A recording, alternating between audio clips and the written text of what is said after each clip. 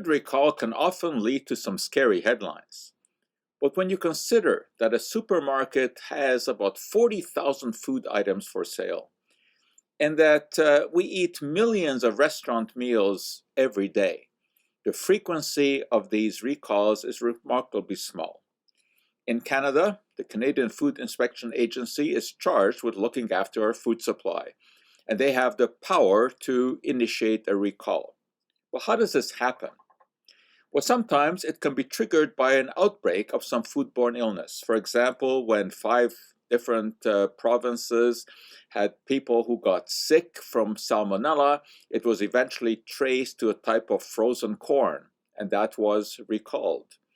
An outbreak of hepatitis A was eventually traced to some frozen mangoes, and those were recalled. But CFIA also does some random testing. So, for example, they may find that a sample of oat milk actually has some undeclared milk. That will be recalled. Or some chicken burgers are found to have egg, and that egg is not listed on the label. That will lead to a recall. Or some slight mushrooms are found to be contaminated with Listeria monocytogenes. That's a type of bacteria.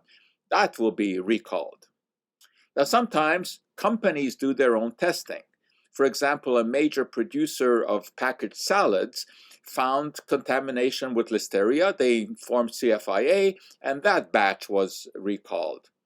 Sometimes consumer complaints will lead to a recall.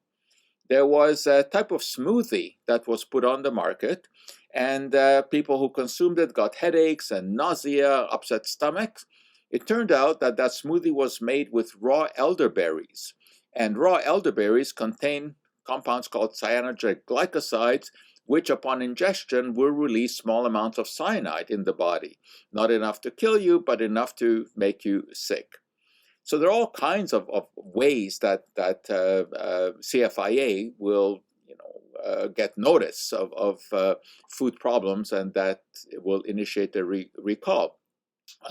Sometimes another country will have a recall.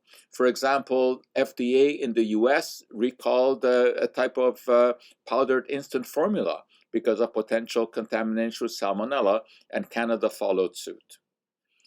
So thanks to CFIA, we have a remarkably safe food supply. Yes, there are occasional recalls, but taking into account all of the food that is consumed, these are very, very rare.